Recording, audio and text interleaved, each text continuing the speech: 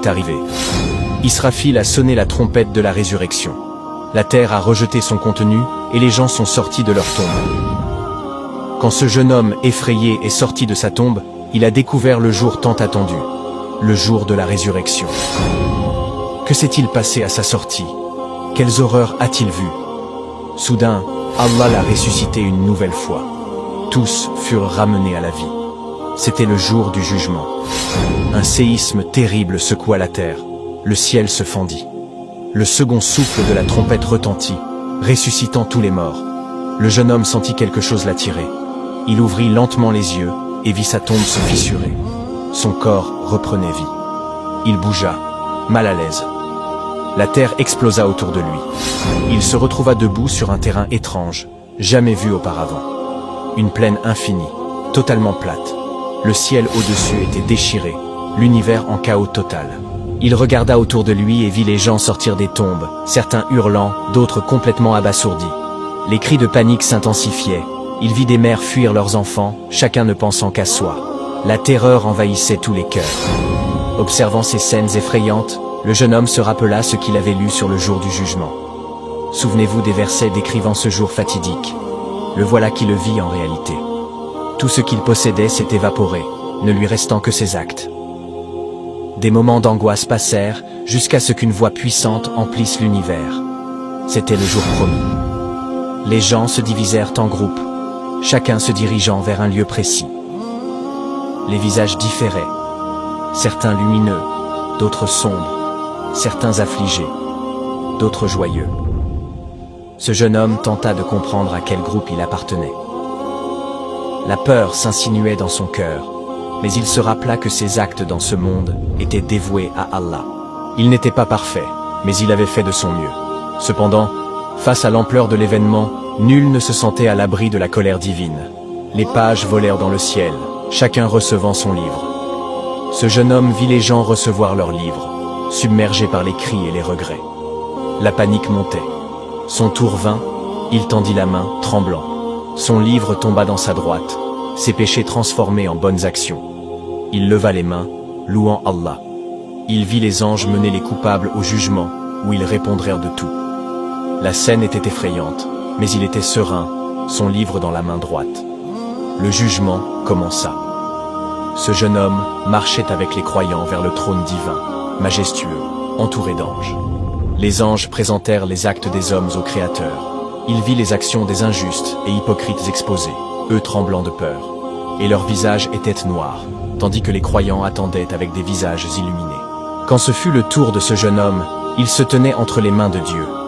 Il n'était pas parmi ceux qui avaient accompli de grandes œuvres, mais il espérait que Allah accepterait sa repentance. Le jugement commença et ses actions furent révélées. Il y avait de grands péchés, mais Dieu les lui avait échangés contre des bonnes actions. Rappelez-vous de ce jeune homme lorsqu'il est revenu repentant auprès d'Allah, qu'il obéissait à ses parents. Combien il était dévoué dans ses prières, et comment il participait aux bonnes œuvres. Alors, il a ressenti un bonheur immense. Et après le jugement, vint le tour du paradis et de l'enfer. Il vit des scènes des horreurs de l'enfer, où les infidèles et les oppresseurs étaient enchaînés, et le compteur occupait la place. La scène était insoutenable. Mais il tourna vite son regard vers le paradis. Il y vit des lumières éclatantes et des anges ouvrant les portes aux croyants. C'était le moment tant attendu. Avant d'entrer, ils burent au bassin d'Al-Kawthar du prophète sallallahu alayhi wa sallam. Cette boisson étancha leur soif pour toujours. Le jeune homme rejoignit les croyants. Les anges les guidèrent vers la porte du paradis. Elle était immense, surmontée de mots lumineux. Voici les jardins d'Éden, promis par le miséricordieux à ses serviteurs fidèles. Le jeune homme entra au paradis. Il découvrit un spectacle indescriptible. Des rivières de miel et de lait, des palais d'or et d'argent, et des arbres d'une beauté inégalée. Seuls les houris accueillaient les croyants avec un sourire. Des rivières coulaient autour, des fruits pendaient partout. Ce jeune homme sentit qu'il était entré dans un monde totalement différent. Le paradis était plus beau et grandiose qu'il n'avait jamais imaginé. Il s'assit sous un grand arbre, contemplant la beauté et la splendeur de la création. La brise était douce, les sons alentour emplis de paix. Puis il alla avec les croyants vers le prophète sallallahu alayhi wa sallam, s'asseyant autour de lui, heureux des grâces divines. Le jeune homme se tourna vers un ange et demanda « Frère, où est ma famille ?» L'ange répondit doucement « Patience, ils te rejoindront bientôt. » Rassuré, il comprit qu'il ne perdrait pas ses proches vertueux.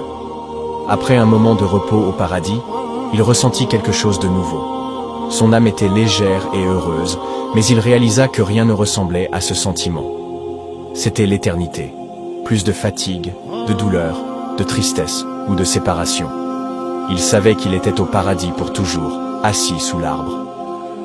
Allongé sur l'herbe verte et tendre, il commença à penser à son voyage de ce monde à l'au-delà. Rappelle-toi combien l'homme était faible dans ce monde et comment étaient les horreurs au jour du jugement. Maintenant, il est dans un endroit où il n'y a ni fatigue ni misère. Il a levé les mains vers le ciel et a dit d'une voix pleine de gratitude « Merci Allah, qui nous a guidés vers ceci. Et nous n'aurions pas été guidés si Allah ne nous avait pas guidés. Ô Allah, je te demande le paradis et ce qui s'en est approché en parole et en action. Je cherche refuge en toi contre le feu et ce qui en est proche en parole et en action. Et je cherche refuge en toi pour ne pas dire faussement ou commettre la débauche, ou être arrogant envers toi. Ô Allah, je cherche refuge en toi contre un cœur qui ne craint pas, une prière qui n'est pas entendue, une âme qui n'est pas satisfaite et une connaissance qui n'agit pas. La paix soit sur vous. Wassalamu alaikum.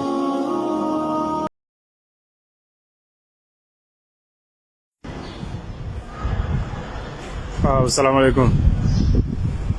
Bon, ñu ngi jaay fii ay. Le jour du jugement est arrivé. Le poisson remua, sauta hors du panier et s'échappa vers la mer.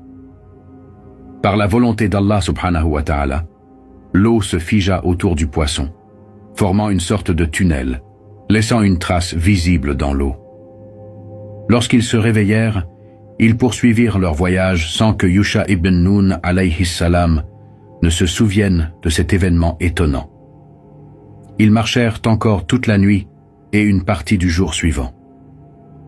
Le matin venu, Moussa alayhi salam dit à son serviteur « Apporte-nous notre repas, nous sommes fatigués de ce voyage. » Chose étrange, bien que leur périple fût long, il ne ressentit la fatigue qu'après avoir dépassé l'endroit où il était censé trouver son maître spirituel. C'est alors que Yusha ibn Nun alayhi salam se souvint et dit « Lorsque nous étions près du rocher, j'ai oublié le poisson. Il a trouvé son chemin vers la mer d'une manière incroyable. » À ces mots, Moussa alayhi salam s'exclama « Voilà l'endroit que nous cherchions. » Sans perdre de temps, ils firent marche arrière en suivant leurs traces jusqu'au rocher où le poisson s'était échappé. Arrivé à destination, Moussa alayhi salam aperçut un homme enveloppé dans son manteau. Il s'approcha et lui adressa le salam. Surpris, Al-Khidr alayhi salam lui répondit « D'où viens-tu pour me saluer ainsi dans ce lieu reculé ?»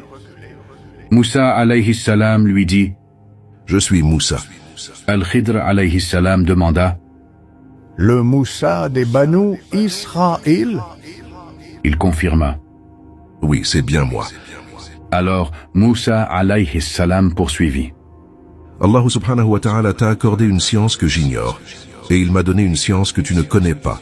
Puis-je te suivre afin que tu m'enseignes ce que tu as appris de la part d'Allah subhanahu wa ta'ala » Al-Khidr alayhi salam lui répondit avec sagesse.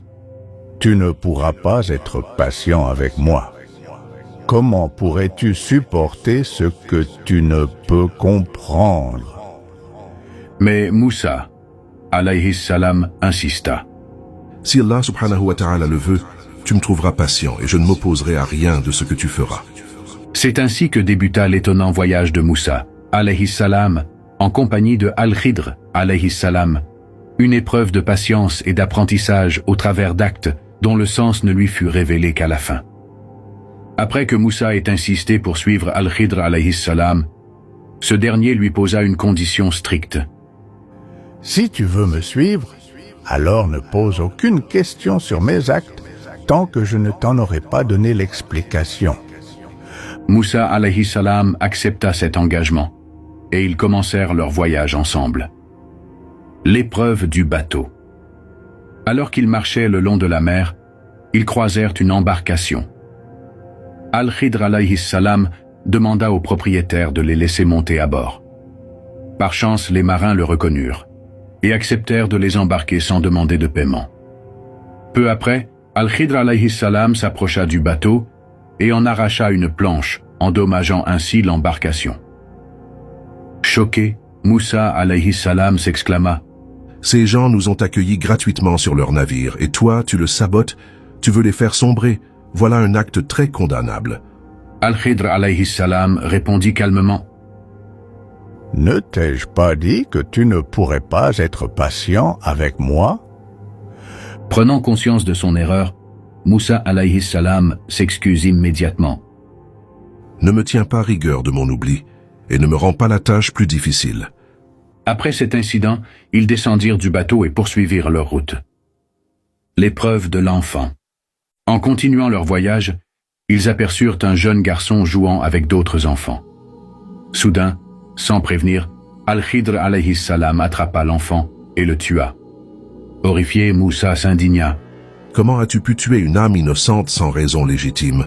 Voilà un acte des plus atroces. » Al-Khidr alayhi salam répliqua: « Ne t'avais-je pas dit que tu ne pourrais pas être patient avec moi ?» Cette fois-ci, Moussa alayhi salam, profondément troublé, reconnut que cette situation était encore plus éprouvante que la précédente. Il dit alors: « Si je te questionne encore sur quoi que ce soit après cela, alors ne m'accompagne plus. Tu auras une excuse légitime pour me renvoyer. » Ils reprirent leur route ensemble. L'épreuve du mur. En arrivant dans un village hostile, ils demandèrent de la nourriture aux habitants, mais ces derniers refusèrent de les accueillir ou de leur offrir quoi que ce soit.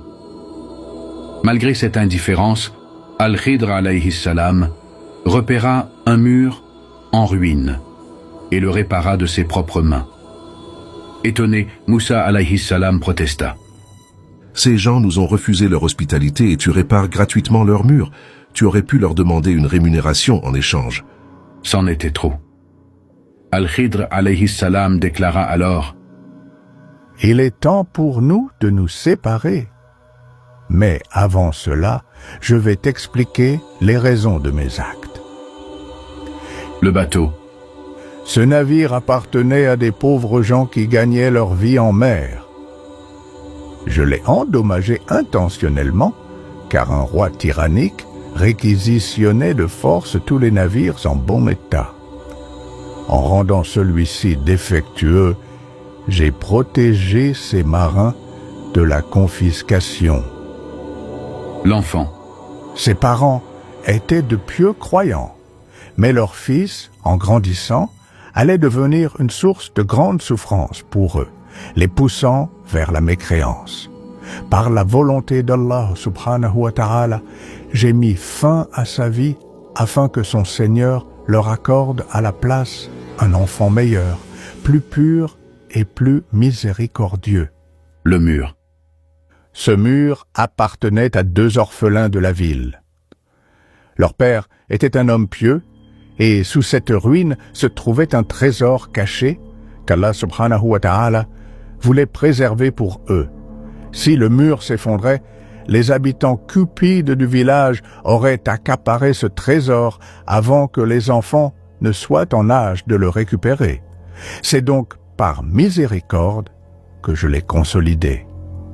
Enfin, Al-Khidr alayhi salam conclut: « Je n'ai rien fait de ma propre initiative. Voilà l'interprétation des événements sur lesquels tu n'as pas su faire preuve de patience. » Par cette expérience, Moussa alayhi salam comprit que la sagesse divine ne peut être jugée avec une vision limitée du monde. Ce récit est un rappel puissant que ce qui nous semble incompréhensible peut être une forme de miséricorde et de justice qu'Allah subhanahu wa ta'ala a décrété avec une sagesse infinie. Après avoir relaté l'histoire de Moussa alayhi salam et Al-Khidr alayhi salam, Rasulullah sallallahu alayhi wa sallam ajouta: « Qu'Allah fasse miséricorde à Moussa. Si seulement il avait su faire preuve de patience avec Al-Khidr, nous aurions ainsi appris davantage de leurs aventures. » Le récit continue avec une autre parole de Rasulullah sallallahu alayhi wa sallam, expliquant que la première interrogation de Moussa alayhi salam était due à un oubli. Alors qu'ils étaient sur le bateau, un petit oiseau vint se poser sur le bord du navire et plongea son bec dans la mer, y prélevant une infime goutte d'eau. Al-Khidr alayhi salam montra cette scène à Moussa alayhi salam et lui dit: « Vois-tu cet oiseau? Sache que mon savoir et le tien, ainsi que la connaissance de toute la création, ne sont rien comparés à l'immensité du savoir d'Allah subhanahu wa ta'ala, pas plus que cette goutte ne réduit l'immensité de l'océan. » Selon les enseignements prophétiques, Al-Khidr alayhi salam vivra jusqu'à l'approche de la fin des temps. Il demeurera sur terre jusqu'au moment où tous les croyants auront quitté ce monde et que l'heure se lèvera sur les mécréants. L'immortalité temporaire d'Al-Khidr alayhi salam ne résulte pas d'un don de vie éternelle, mais d'une sagesse divine voulue par Allah subhanahu wa ta'ala pour lui permettre de remplir son rôle d'assistance aux croyants. Il continuera ainsi à secourir ceux qui en ont besoin et à transmettre son savoir caché à ceux qu'Allah subhanahu wa ta'ala choisira, jusqu'à ce que la mission qui lui a été confiée s'achève. Considère chaque nuit comme si c'était Laylat al-Qadr et chaque étranger que tu croises comme si c'était Al-Khidr alayhi salam. Ainsi, par la grâce d'Allah subhanahu wa ta'ala, tu pourras espérer atteindre la nuit du destin et rencontrer Al-Khidr alayhi salam.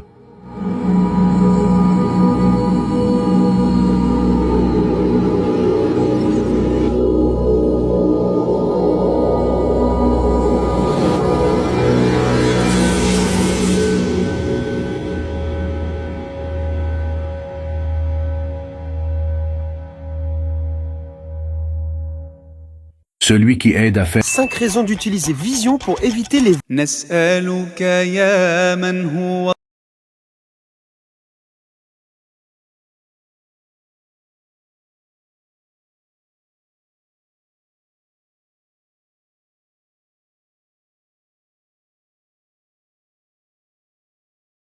الله الذي لا إله إلا هو الرحمن الرحيم الملك القدوس السلام المؤمن المهيمن العزيز الجبار المتكبر الخالق البارئ المصور الغفار القهار الوهاب الرزاق الفتاح العليم القابض الباسط الخافض الرافع المعز المذل السميع البصير الحكم العدل اللطيف الخبير الحليم العظيم. شكرا يا ربي شكرا هديت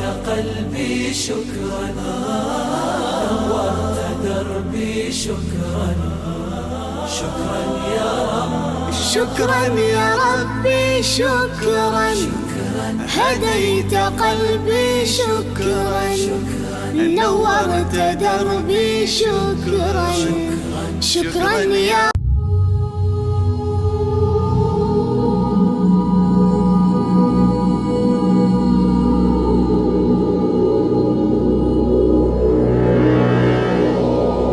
l'être le plus mystérieux de l'histoire des religions.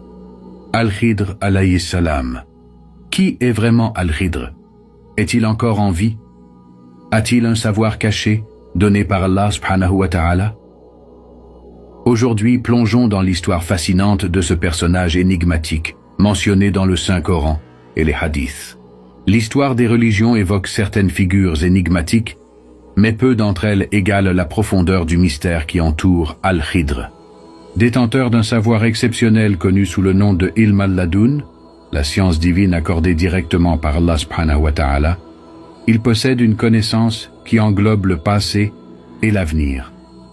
Dans le Saint-Coran, il est désigné comme un serviteur d'Allah subhanahu wa ta'ala à qui il a été donné la capacité d'être présent en plusieurs lieux à la fois, venant en aide aux gens sans qu'ils ne s'en rendent compte. Ce serviteur béni peut apparaître sous différentes formes humaines. Al-Khidr alayhi salam, selon les récits authentiques, a reçu ce nom en raison d'un événement particulier. Ebu Hurayra, radiyallahu anhu, rapporte que Rasulullah, sallallahu alayhi wa sallam, a dit « Al-Khidr a été nommé ainsi parce qu'un jour, il s'est assis sur un tapis d'herbes sèches déblanchies par le soleil. À peine s'y était-il installé, que celle-ci reverdissait aussitôt sous lui. Bien que Al-Khidr alayhi salam soit toujours vivant, il ne vit pas selon les mêmes conditions que les êtres humains ordinaires. Contrairement aux hommes, il n'a pas besoin des nécessités de la vie telles que la nourriture ou l'eau pour subsister. Son existence est similaire à celle d'autres serviteurs d'Allah subhanahu wa ta'ala qui vivent une forme d'existence spéciale. Al-Khidr et Ilyas alayhi salam ne sont pas restreints par le temps et l'espace comme nous le sommes. Ils peuvent être présents à plusieurs endroits simultanément et apparaître quand ils le souhaitent. Bien qu'ils puissent manger et boire s'ils le désirent, ils ne sont pas contraints par ces besoins comme le sont les êtres humains. Dans certaines voies spirituelles, il existe un rang spirituel appelé Maqam al-Khidr. Celui qui atteint ce degré peut recevoir des enseignements de Al-Khidr alayhi salam lui-même. Cependant, il arrive que certaines personnes confondent le détenteur de ce maqam avec Al-Khidr en personne, alors qu'il s'agit en réalité d'un saint qui bénéficie de son influence et de son savoir. Tout comme les martyrs sont considérés comme vivants, ou comme Isa alayhi salam, qui est toujours en vie dans les cieux, Al-Khidr alayhi salam continue d'exister dans un état différent du nôtre. Il intervient pour aider ceux qui sont en détresse, allège leurs souffrances, et vient en aide aux serviteurs d'Allah subhanahu wa ta'ala qui suivent le droit chemin. Ceux qui reçoivent son assistance ne s'en rendent souvent compte qu'après coup, s'ils le réalisent un jour. Al-Khidr est le dépositaire d'un savoir unique, appelé Ilm al-Ladun, également connu sous d'autres appellations comme Ilm al-Batin, la science intérieure, ou Ilm al-Ghaib, la science de l'inconnu. Ce type de connaissance ne peut être acquis par l'apprentissage ordinaire, mais il s'agit d'un don qu'Allah subhanahu wa ta'ala accorde à ses serviteurs élus. Selon une narration transmise par Jafar as-Sadiq, radiyallahu anhu, son père rapporta un récit à propos de Dhul Qarnayn, alayhi salam, un roi pieux et serviteur d'Allah subhanahu wa ta'ala. Dhul Qarnayn avait un compagnon parmi les anges et lui demanda une méthode pour prolonger sa vie. Un jour, un ange révéla l'existence de l'eau de la vie, Ab-i Hayat, une source secrète conférant une longévité exceptionnelle à quiconque en boirait. Cette source était cachée dans l'obscurité la plus profonde. Al-Khidr alayhi salam, guidant Dhul Qarnayn dans sa quête, arriva devant cette eau sacrée. Cependant, seul Al-Khidr alayhi salam put la trouver et en boire, tandis que Dhul Qarnayn alayhi salam ne la trouva pas. Selon une narration de Ka'b al-Ahbar, 4 prophètes sont encore en vie et servent de protection pour les habitants de la terre. 2 d'entre eux sont sur terre, Al-Khidr et Ilyas alayhi salam. 2 autres sont dans les cieux, Isa et Idris alayhi salam. Les savants ont souvent affirmé que Al-Khidr était un prophète, bien que des divergences existent quant à savoir s'il était aussi un messager. Ces figures exceptionnelles ne connaissent pas la mort comme les êtres humains ordinaires. Leur existence est une vie spirituelle élevée et éternelle. Chaque nuit, Al-Khidr et Ilyas alayhi salam se retrouvent près de la muraille édifiée par Dhul Qarnayn. Ils accomplissent chaque année le Hajj et la Umrah, buvant une seule gorgée d'eau de Zamzam, qui leur suffit pour subsister toute l'année. Ibn Asakir, rapportant de Ibn Ishaq, raconte qu'au moment de sa mort, Adam alayhi salam rassembla ses enfants et leur dit: Ô mes enfants, sachez qu'Allah subhanahu wa ta'ala enverra un châtiment sur cette terre. Lorsque cela arrivera, gardez mon corps avec vous, et, quand l'heure viendra, enterrez-moi en terre de Cham. Ainsi les enfants d'Adam alayhi salam préservèrent son corps. Lorsque Nuh alayhi salam fut envoyé comme prophète, il emporta le corps d'Adam alayhi salam avec lui. Quand le déluge recouvrit la terre, Nuh alayhi salam ordonna à ses fils de transporter le corps jusqu'à la caverne désignée pour l'inhumation. Mais ces derniers, effrayés par le monde encore désert et inhospitalier après le déluge, demandèrent un délai jusqu'à ce que la population humaine se rétablisse. C'est alors que Nuh alayhi salam leur révéla une prière d'Adam alayhi salam. Celui qui m'enterrera vivra jusqu'au jour du jugement. Ainsi le corps d'Adam alayhi salam demeura intact jusqu'à l'arrivée de Al-Khidr alayhi salam, qui eut l'honneur de procéder à son enterrement. En récompense, Allah subhanahu wa ta'ala prolongea sa vie autant qu'il le voulut. Par la volonté d'Allah subhanahu wa ta'ala, Al-Khidr enseigna à Moussa alayhi salam les mystères du Ilm al-Ladun, la science cachée. Ce savoir ne peut être acquis par l'étude, car il s'agit d'un don divin transmis à certains serviteurs élus. Saïd ibn Jubayr radiallahu anhu rapporte une discussion avec Ibn Abbas radiallahu anhuma. Il lui demanda: certains prétendent que le Moussa alayhi salam, qui a suivi Al-Khidr alayhi salam, n'est pas le même que celui envoyé au Banu Israël. Ibn Abbas radiallahu anhuma répondit avec fermeté: cet homme ment. J'ai entendu Ubay ibn Ka'b radiallahu anhu dire qu'il a écouté de ses propres oreilles Rasulullah sallallahu alayhi wa sallam affirmer que c'était bien le prophète Moussa alayhi salam qui voyagea avec Al-Khidr alayhi salam. L'histoire de Al-Khidr alayhi salam demeure un rappel de l'immensité de la sagesse divine et du savoir qu'Allah subhanahu wa ta'ala accorde à ses serviteurs les plus élus. La rencontre entre Moussa et Al-Khidr alayhi salam. Un jour, Moussa alayhi salam se leva pour adresser un sermon au Banu Israël. Au cours de son discours, on lui demanda: qui est la personne la plus savante sur terre? Il répondit avec assurance: c'est moi.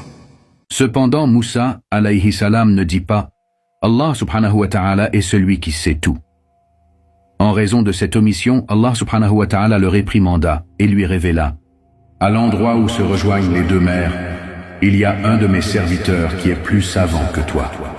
Surpris, Moussa alayhi salam s'exclama: ô mon Seigneur, comment puis-je le trouver?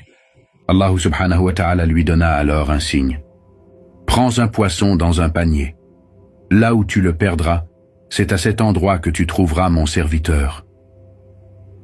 Ainsi, Moussa se mit en route accompagné de son jeune serviteur, Yusha ibn Nun alayhi salam. Ils marchèrent ensemble jusqu'à arriver près d'un rocher où ils décidèrent de se reposer. Pendant qu'ils dormaient, le poisson remua, sauta hors du panier et s'échappa vers la mer. Par la volonté d'Allah subhanahu wa ta'ala, l'eau se figea autour du poisson, formant une sorte... On me dit toujours, Léo, comment tu fais? Amadouba, mon... Tu cherches une opportunité de gagner. Alhamdulillah ala kulli hal. فنحن لا ندري ما هو خير لنا والله هو الخير وعسى أن تكرهوا شيئا وهو خير لكم وعسى أن تحبوا شيئا وهو شر لكم والله يعلم وأنتم لا تعلمون. A fut scellé. Le Coran raconte que ces gens marchaient avec arrogance sur la terre, proclamant: qui pourrait être plus puissant que nous? Ne pouvaient-ils pas voir qu'Allah, qui les avait créés, était bien plus puissant qu'eux? Pourtant, dans leur aveuglement, ils ignorèrent les avertissements de leur Seigneur. Le jour de leur destruction, l'ange Jibril Gabriel, paix sur lui, descendit avec une révélation pour le prophète Ibrahim, paix sur lui. Ô Ibrahim, dans une grotte de la montagne repose le corps de l'un des plus grands ennemis d'Allah. Va et sois témoin de son sort. En entrant dans la grotte, Ibrahim trouva un tombeau recouvert de 70 couches de soie. Sur la dalle de pierre, une inscription gravée de la main de Shaddad lui-même disait « Ô vous qui placez votre confiance dans le pouvoir et la richesse, tirez une leçon de mon sort. Je suis Shaddad, fils de Had, qui régna d'une main de fer et croyait que le monde m'appartenait. Je pensais que les monarques de la terre s'inclineraient devant moi avec crainte. Mais alors, un homme de paix vint à nous avec un message de vérité. Cependant,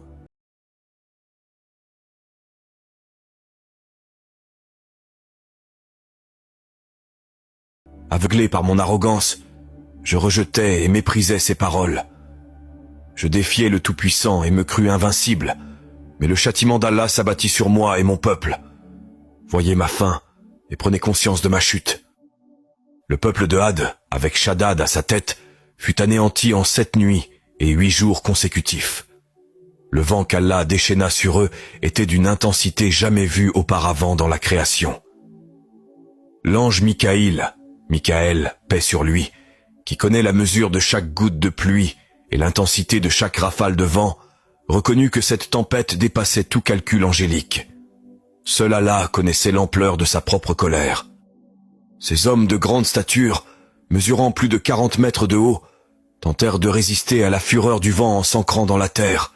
Ils enfoncèrent leurs pieds profondément dans le sol, mais ni leur taille ni leur force ne purent les sauver. Allah les souleva avec la tempête, les projetant dans les airs comme des feuilles sèches dans un ouragan. Ils furent impitoyablement balayés, écrasés et réduits en poussière, jusqu'à ce qu'il ne reste aucune trace de leur défiance. Shaddad, l'homme qui se proclamait Dieu, n'eut jamais l'occasion de profiter de sa fausse cité d'Iram. La tempête anéantit sa création en un instant. Le Coran décrit leur châtiment en ces mots terrifiants. Il ne laissa rien de ce qu'il atteignit sans le réduire en ruine, les transformant en cendres dispersées. Lorsqu'ils virent le vent avancer à travers les vallées, ils s'exclamèrent avec moquerie. « Ce n'est qu'un nuage qui nous apportera de la pluie. » Mais ce qui s'approchait d'eux n'était pas une miséricorde. C'était un fléau impitoyable qui portait en lui un châtiment douloureux. Allah imposa son décret pendant 7 nuits et 8 jours consécutifs. Et si vous aviez été là, vous auriez vu leurs corps sans vie éparpillés sur la terre, tombés comme des troncs de palmiers déracinés. Ainsi vint la destruction de Had et la chute de Shaddad. Son héritage fut réduit en poussière et son nom fut gravé dans l'histoire comme un symbole du destin de ceux qui défient le Créateur. Sa ville, la légendaire Iram aux piliers, disparut sans laisser de traces, jusqu'à ce que, des siècles plus tard, des explorateurs et des archéologues commencent à en exhumer les vestiges, confirmant une fois de plus la vérité de la révélation coranique. Dans sa chute, Shaddad laissa derrière lui un témoignage éternel. L'arrogance et la rébellion contre Allah ne mènent qu'à la ruine. La caractéristique la plus distinctive de la cité perdue du Bar était ses majestueux piliers, ce qui a conduit les chercheurs à conclure que ce site pourrait bien être l'Iram mentionné dans le Coran. Même ceux qui ne croient pas en la révélation divine ont reconnu l'étonnante corrélation entre la description coranique et les vestiges mis au jour, comme le Coran l'indique. N'as-tu pas vu comment ton Seigneur a agi envers Had, avec Iram, la ville aux piliers élevés, unique en son genre sur la terre? Sourate Al-Fajr, versets 6 à 8. Cette cité et son peuple ne sont mentionnés dans aucun autre texte sacré, faisant de son évocation dans le Coran un miracle en soi. Bedran Thomas, un chercheur renommé, s'est rendu dans cette région pour étudier ce mystère en profondeur. Lors de son expédition, des habitants locaux lui parlèrent d'une ancienne route qui, selon la tradition, menait à la légendaire cité du Bar. Cependant, avant qu'il ne puisse achever sa découverte, Thomas décéda, et l'enquête resta en suspens pendant plusieurs années. Ce n'est qu'en l'an 1990 que l'affaire attira de nouveau l'attention mondiale. Un grand journal international publia le titre suivant « L'Atlantide du désert, la cité du Bar ». Le documentariste Nicolas Clapp décida de relancer les recherches en utilisant les notes laissées par Thomas. inspiré par ces découvertes, il entreprit une investigation approfondie pour localiser la mythique cité d'Iram. Même la NASA fut impliquée, utilisant la technologie satellitaire pour obtenir des images détaillées de la région et analyser l'interconnexion des anciennes routes commerciales. L'une des découvertes les plus significatives fut une ancienne carte dessinée par Claude Ptolémée, le célèbre géographe grec ayant vécu en Égypte. Cette carte indiquait l'existence de routes commerciales menant à une ville oubliée. En comparant ces itinéraires aux images satellites de la NASA, les experts identifièrent des vestiges potentiels de la civilisation de Had. Lorsqu'ils commencèrent les fouilles, les archéologues découvrirent, à une profondeur d'environ 12 mètres, des fragments supposés appartenir à la cité d'Iram. L'aspect le plus stupéfiant de cette découverte fut les immenses tours et les colossaux piliers de la ville, un détail qui correspond précisément à la description du Coran. Iram, la ville aux piliers élevés, unique en son genre sur la terre. Sourate Al-Fajr, versets 7 à 8.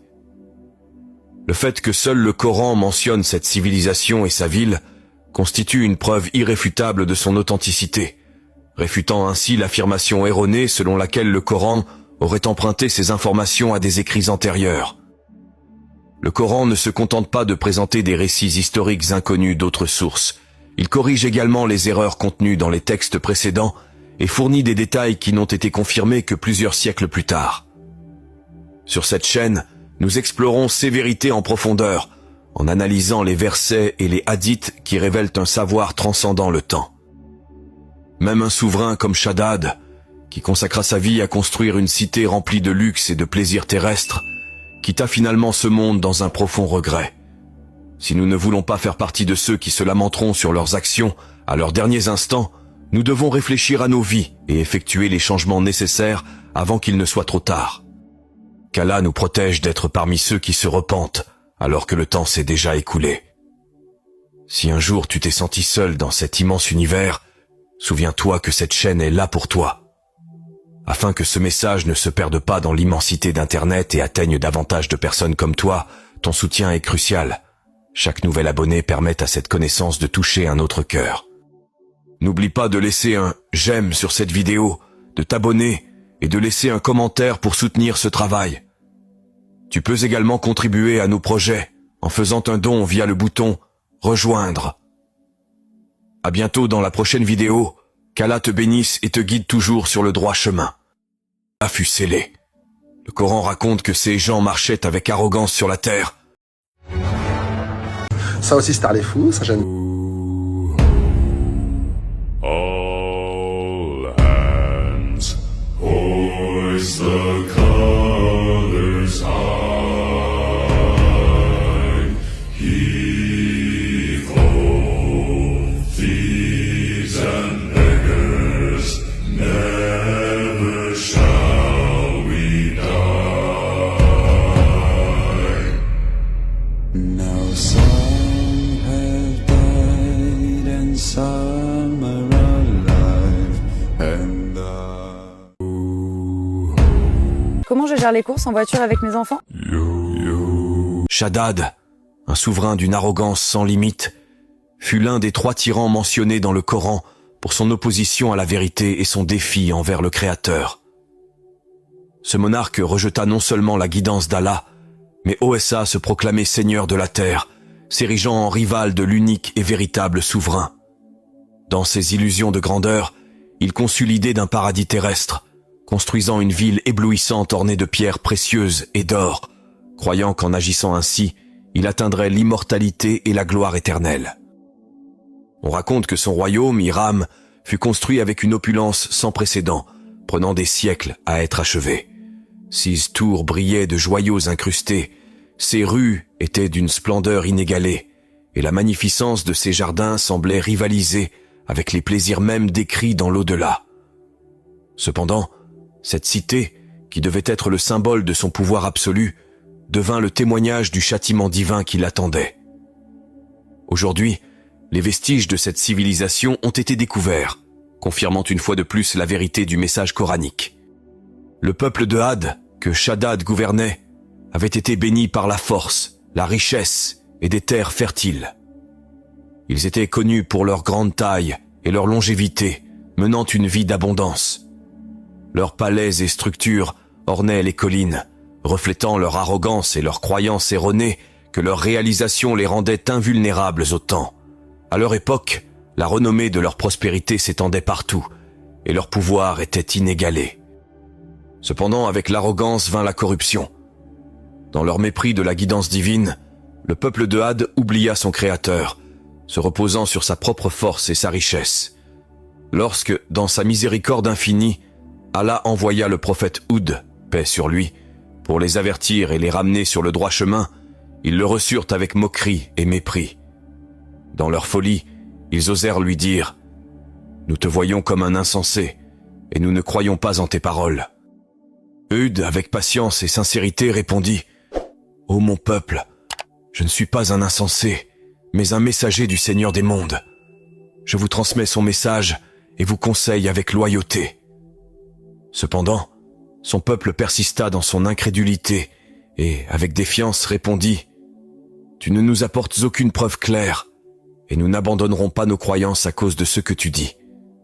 La seule chose que nous pouvons penser, c'est que l'un de nos dieux a troublé ton esprit. » Malgré leur rejet, Houd continua son appel, leur promettant les bénédictions d'Allah s'ils renonçaient au polythéisme et se soumettaient au seul digne d'adoration. « Si vous obéissez à votre Seigneur, dit-il, il vous accordera des palais sous lesquels coulent des rivières. Ne vénérez pas Shaddad ni quiconque autre qu'Allah, et suivez-moi, car je ne cherche aucune récompense de votre part. Ma récompense est uniquement auprès de celui qui m'a créé. » Les paroles du prophète ne firent qu'attiser la colère de Shaddad qui, dans son arrogance, ordonna que celui qui osait défier sa souveraineté lui soit amené. Il croyait que sa puissance et sa richesse le rendaient invincible, ignorant que le décret d'Allah était déjà scellé et que son châtiment se rapprochait à chaque instant. Lorsque le prophète Houd, paix sur lui, fut amené devant le tyran, Shaddad le regarda avec mépris et lui demanda « Comment peux-tu prétendre être un prophète alors que je suis le souverain de la terre et que je ne t'ai pas nommé ?» Houd, avec la sérénité de celui qui dit la vérité, lui parla du pouvoir absolu d'Allah et de sa miséricorde envers ceux qui se tournent vers lui dans l'obéissance. Cependant, Shaddad, arrogant et méprisant, se moqua de ces paroles. « J'offre à mon peuple une vie pleine de confort et de plaisir. Qu'offre ton Seigneur en retour ?» Le prophète Houd répondit avec fermeté. « Allah promet des jardins sous lesquels coulent des rivières, une demeure éternelle où ni souci ni souffrance n'existent. Il promet des palais d'une beauté indescriptible, des trônes majestueux et des vêtements qu'aucun tisserand sur terre ne pourrait confectionner. Dans son paradis, il n'y a ni vieillesse, ni tristesse, ni mort, seulement un bonheur sans fin et une satisfaction complète. » Avec arrogance, Shaddad s'exclama « Si ton Seigneur promet un paradis, alors moi-même j'en construirai un ici-bas, encore plus splendide. » Convaincu qu'il pouvait égaler la promesse d'Allah, il ordonna la construction d'une cité sans précédent. Il convoqua les meilleurs architectes et artisans, leur donna des milliers de travailleurs et forma une armée de bâtisseurs comptant 100 000 hommes. Il leur confia la tâche de trouver un lieu au climat le plus parfait et à la beauté incomparable pour y ériger sa ville.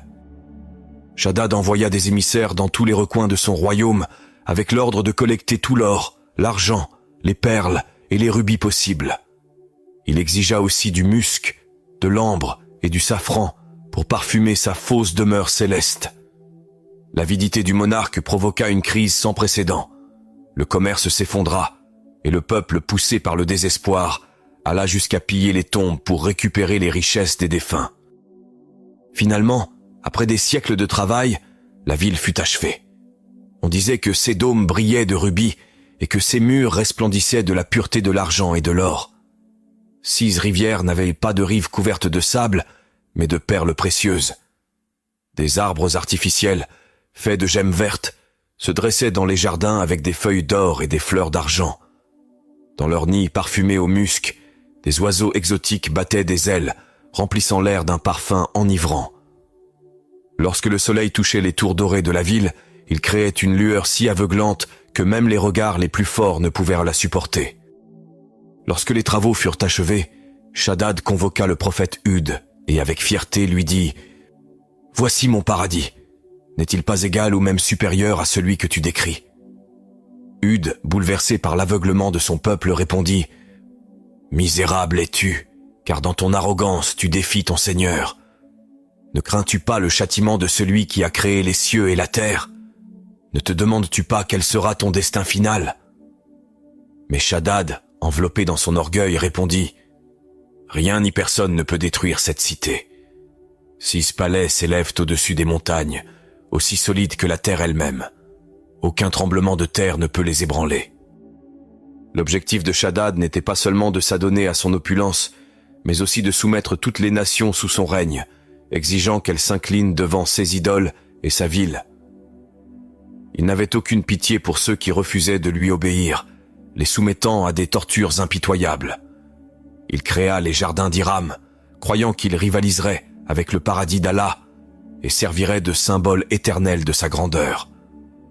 Cependant, ce que Shaddad n'avait pas pris en compte, c'était la mort. Convaincu de son invulnérabilité, il déclara « Si Allah possède son paradis, alors moi, j'ai les jardins d'Hiram. » Pourtant, il ne put jamais jouir de sa création. À mesure que le peuple de Had devenait plus arrogant et plus défiant envers le message du prophète Hud, paix sur lui, leurs cœurs s'endurcirent davantage. Ils se sentaient en sécurité dans leur pouvoir et se moquaient des croyants, leur infligeant toutes sortes de tourments.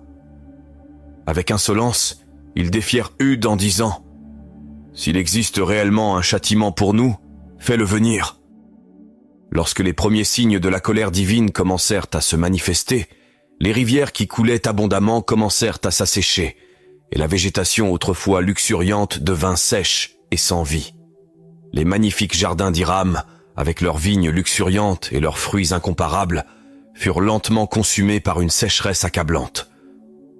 Sous un soleil implacable, la terre se fissura, et ceux qui s'enorgueillissaient autrefois de leur force et de leur puissance furent réduits à quémander une gorgée d'eau et une bouchée de nourriture.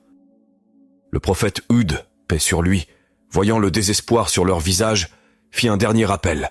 « Ô mon peuple, vous avez encore la possibilité de revenir à votre Seigneur.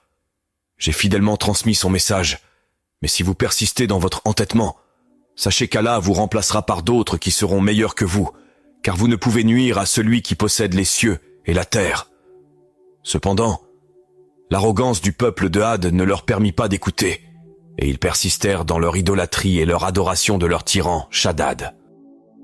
Chaque prophète a une dernière invocation, et lorsque Hud, paix sur lui, vit qu'il n'y avait plus d'espoir, il leva les mains vers le ciel et implora « Ô Allah, éloigne-moi de ces gens, car j'ai accompli la mission que tu m'as confiée.